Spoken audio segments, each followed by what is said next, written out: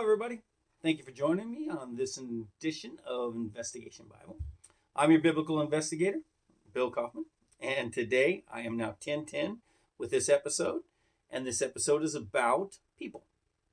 People, intelligent people who are believers, people who are educated, and people who are considered brilliant by pretty much everybody, who also are believers. Now, many of them came to faith that I'll be speaking about today after not being believers. That's kind of the common theme here. Most of the people I'm going to be talking about were not believers, and they came to faith through study. Now, that's kind of my story. That's what I did. But I'm nowhere near the people I'm going to speak on today. I'm not in their league when it comes to intelligent people. I'm not anywhere near educated like them. I'm nowhere near as high an IQ as them or anything like that. So these people are next level jump. I was a good athlete. I was. But I'm not a professional athlete. I can't do that. Couldn't be in the NFL or the NBA or the major leagues. Not good enough. That's all there is to it. Just didn't have quite that much ability. Well, that's the same thing here. I'm a normal person. I've got an intelligent brain like you do. But these people are that next level. These are the professional athletes. These are the professional smart folks.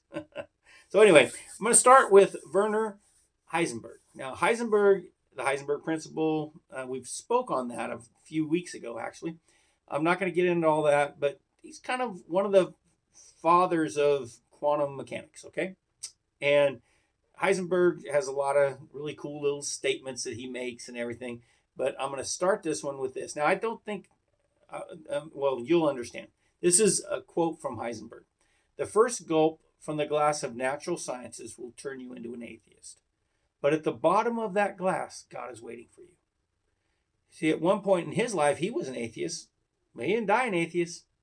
No, his studies actually brought him all the way around, and his studies in quantum mechanics brought him all the way around to where he had belief in God again. But I'm going to be speaking about people, at least a few of them, who were ardent disbelievers, unbelievers. In fact, to the point to where they actually were militant about it. The first being the very first early guy was the Apostle Paul. Now, Paul was a smart guy, okay? He says that he was schooled at a school of Gamaliel that was very famous in the first century. You had to be from a fairly well-off family, probably to even get to go to a school by Gamaliel. Gamaliel's grandfather was the very famous Jewish theologian Hillel, and he's the big shot. It's like going to Harvard right now. Okay, it's a big deal, and that's where he was educated. He was a member of the Sanhedrin. He had it all going for himself, and he was a young man at this point. And he was ardent against this new thing called Christians, just flat out against it. He was so much against it that he says in the book of Acts, he actually says that he voted to, put people out of their misery who believed in Jesus. Okay. And what was he doing the day he came to Christ? Well, he was heading off to a place called Damascus, and from Jerusalem with an army pretty much of people to arrest these new believers in this Christ guy. That's what was going on.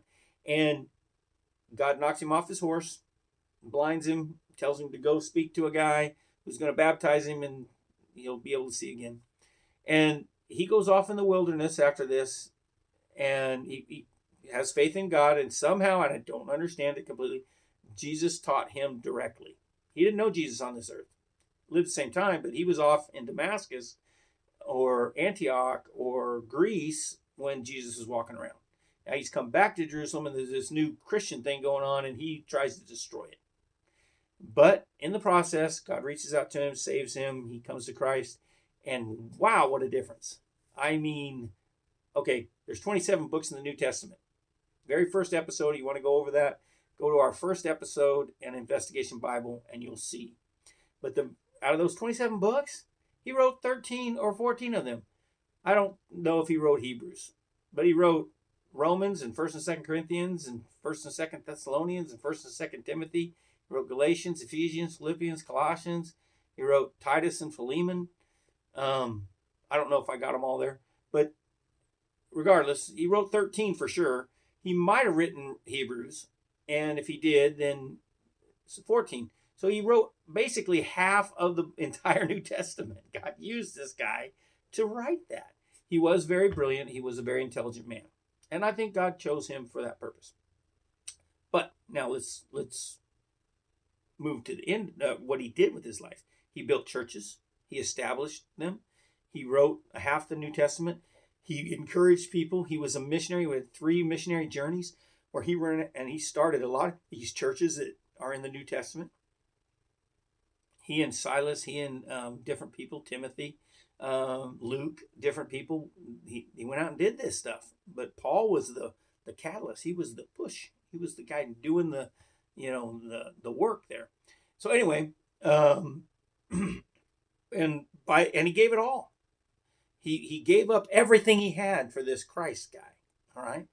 And he said, I count it absolutely worth nothing to be famous or to be rich or to have all your friends think the world of you. I count it all worthless compared to achieving Christ. Okay, so he that's what he did. And by the way, he did. They believe it's in 64 AD. That's when Rome burned. And Nero blamed the Christians. And when he did, he executed a bunch of them. And it is believed that's the year that Paul was killed, because he was in prison for sharing his faith. He was in prison in Rome, and he was going to go before Nero and have his say. And he wanted to do that. And it turned out, though, that Nero, I don't think, listened to him, and he had his head chopped off. All right, that was 64 AD. So the Apostle Paul would be the first person that he came to Christ, but he was an ardent not believer at first, to the point to where he actually voted to execute people. Okay. And he held the jackets when the very first martyr was killed, Stephen, and the people stoned him and killed him because he was this new believer. When the Jewish people did that, Paul held their coats. He didn't say that he threw any of the rocks, but he said, "Oh, give me your coat. I'll hold your coat for you while you throw the rocks at that guy." That's how much of an ardent unbeliever he was, and yet he spent the last few decades of his life preaching Jesus. All right. Now, next one. C.S. Lewis, very famous man. Chronicles of Narnia, so on and so forth. He probably he might be the most influential person to me of the 20th century, to me, to my reading.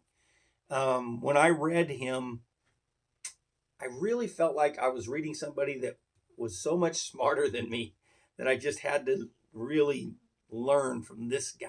Okay. Well, when he was young, he had a pretty rough life. Okay. C.S. Lewis was born, not at first, because he was born to upper middle class family. Mom and dad were doing great. They loved each other. He had an older brother. I think his name was Warren.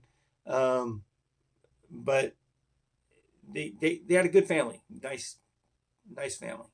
But then when he was about 10 years old, he might have been 9 or 10. I don't remember the exact year. But when he was 9 or 10 years old, his mother died. And back then, if you got pneumonia, you died. I mean, without penicillin, all kinds of things could just kill you. Okay. And so his mother died when he was about 10 years old. And he was born in the 1800s, 1890s, I think 1898, if I'm not mistaken. And, but his name was Clive Staple, and he hated that name, Clyde Staple, and Clive, Clive. And when he was about 4 years old, his dog was killed. His dog was named Jax, I think, Jax.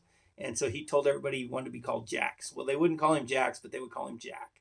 He went by Jack for the rest of his life. So from about 4 years on, actually, if you were his friend, you didn't call him CS, you called him Jack. But I wasn't his friend, doesn't matter. All right, anyway, didn't know him. But I've read, he died actually right after I was born. Shortly after I was born, he died. But anyway, rough childhood, mom dying young, that can really affect people. That can. And that's rough. he did go to church as a child, but not much. And after his mother died, pretty much had nothing to do. His father had nothing to do with him, and that before that his father did. So something happened there with his dad because he lost his wife, and it hurt him somehow. And he wasn't all that attentive to his sons, and maybe he didn't know how to be. Maybe his father wasn't. I don't know, But it's life's very complicated and very tough. Problem is when you're a kid, you don't understand that adults are going through things too, and that's what happened. So in World War, well, now he grows up and he goes to private schools and everything, but in World War One, he goes and enlists. Well, actually, we got to go back one step before that for his atheism. Remember, his mother died, and he prayed that God would save her, and he did not. And then he had a teacher, William Kirkpatrick. William Kirkpatrick was his private tutor, okay, that his father, upper middle class, hired to teach both him and his older brother, all right?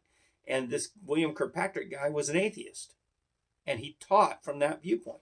So I don't think C.S. Lewis's dad cared about that one way or another. It doesn't seem to have. And but it did influence C.S. Lewis tremendously. So he's already mad at God for not saving his mom. He has this teacher who he looks up to and respects, and a respectable man, very intelligent. C.S. Lewis never had anything bad to say about that guy, other than he was absolutely an ardent atheist. And so he influenced him, and so he's now, so he's going off to college. He gets accepted into Oxford, and when he's going there, the war's broken out, and so he goes in actually as a lieutenant. He goes into the army, but he is experiencing trench warfare, and he has a really good friend. Both in school, they joined together, and that guy was named Moore, Patty Moore, and his good friend Patty. There's pictures of them together when they were going to Oxford and stuff before the war, and they were just good friends. And you know what? I joined the army with my good friend Doug, and that, oh, by the way, that's the reason for the hat and the shirt. I wore it for the fact that when I was studying about C.S. Lewis, I was like, yeah, he was a soldier just like me.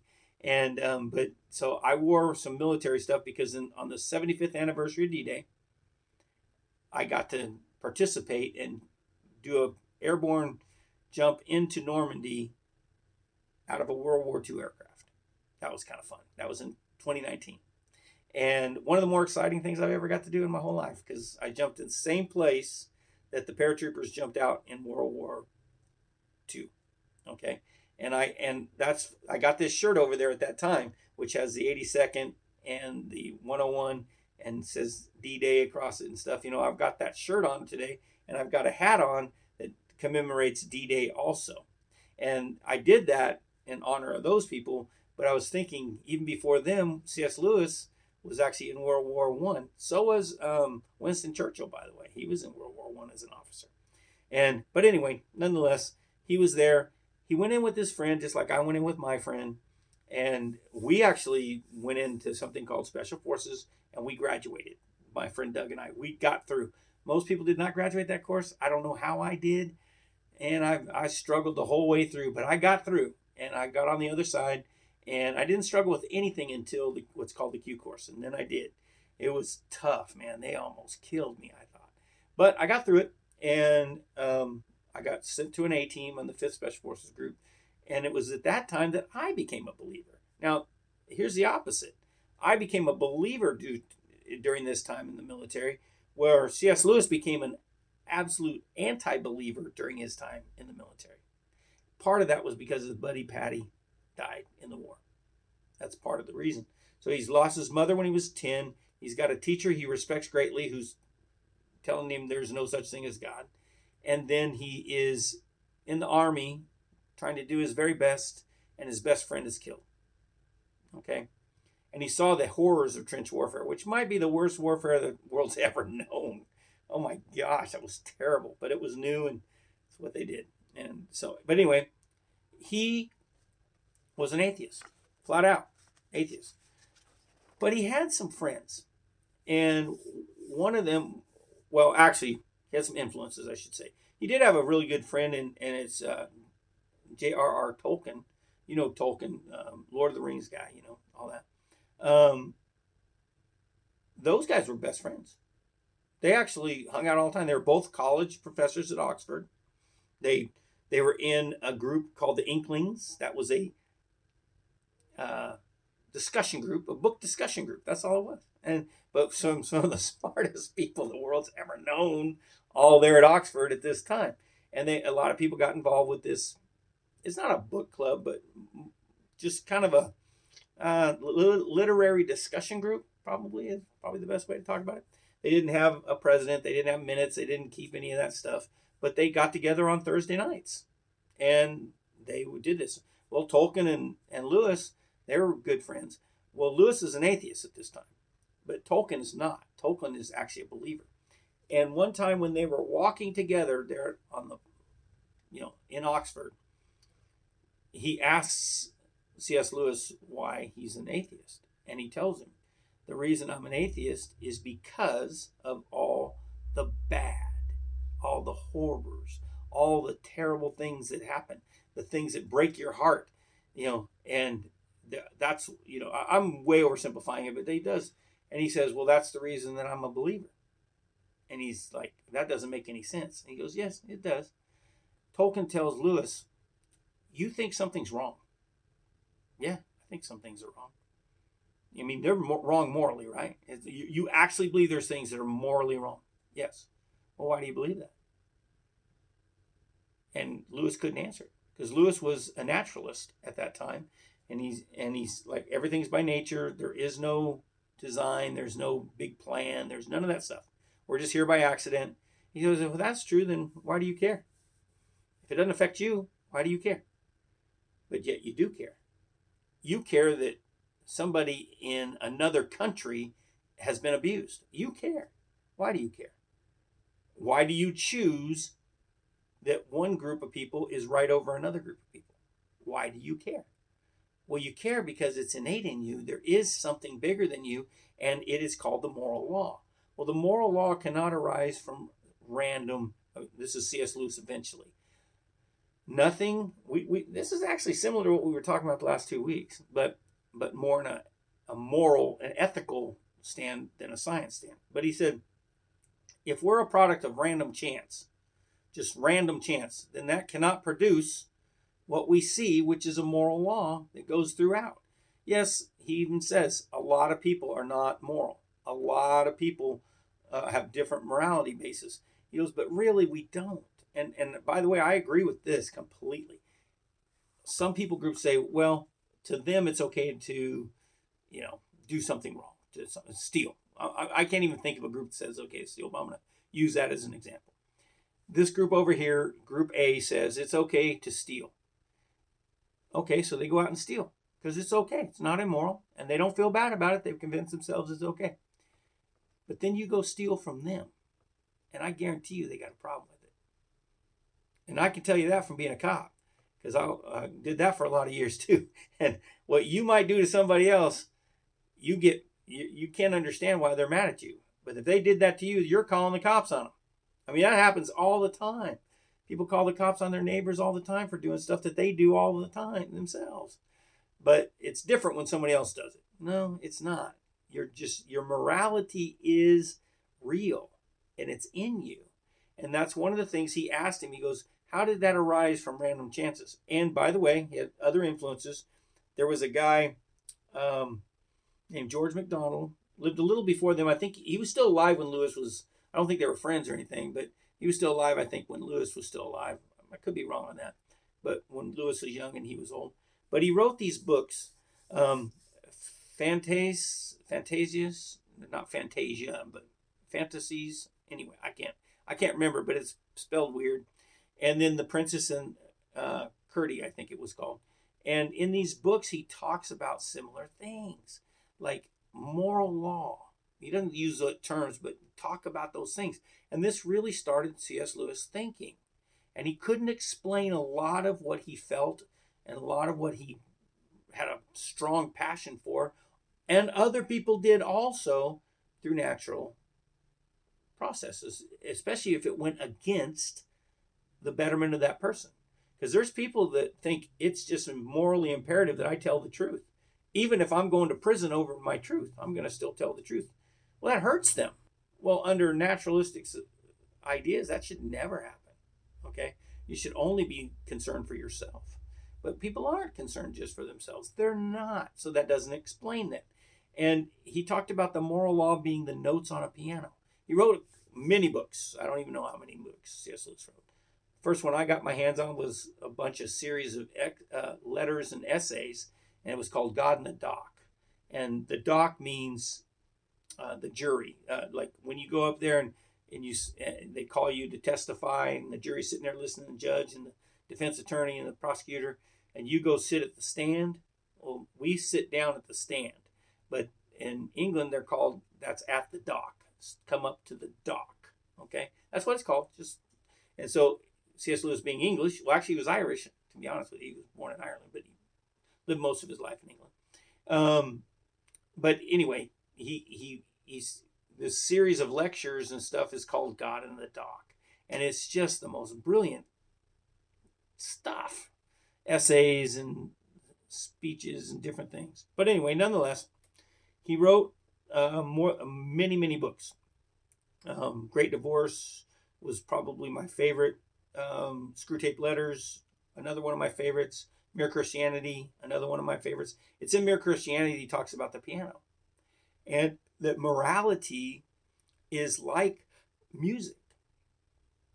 One note is not more important than another. It's not better.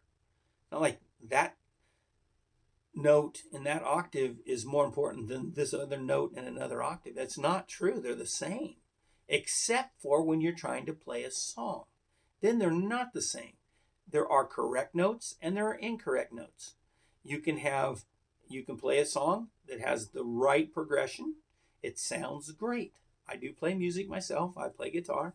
And if I do the correct chord progression on that guitar, I can play a Beatles song quite easily.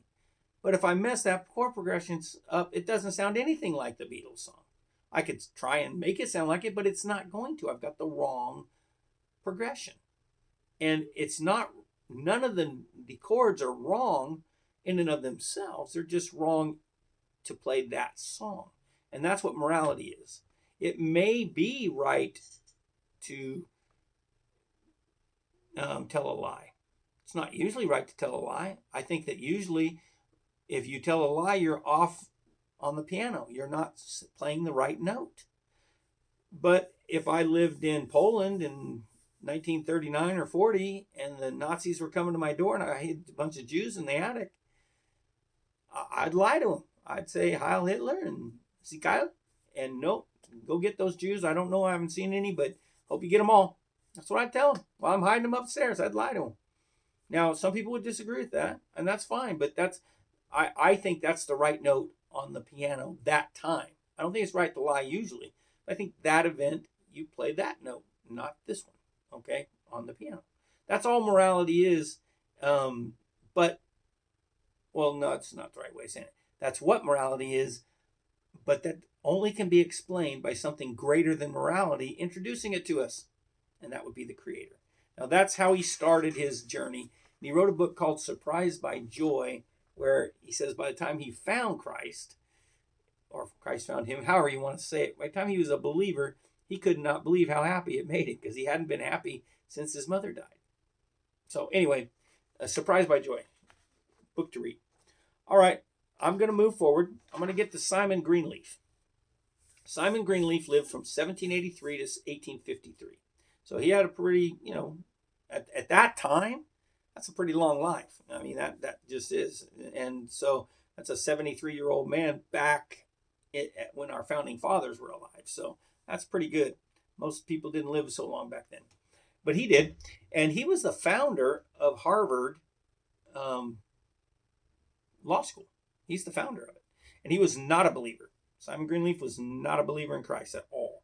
And he actually was challenged because he made some statements about this. And he to his class, and he was challenged by some of the students to prove it. Because he's saying the Gospels aren't true. Jesus isn't the Christ. He didn't raise from the dead. This isn't real history, all that kind of stuff. He would say that in class. Well, what they did, his students did, they challenged him to prove it. Like, let's put it in a court. So he did. Now remember, he's the professor of law at Harvard University. He's the founder of Harvard Law. Okay, so they set up a trial basically, and he sets this up.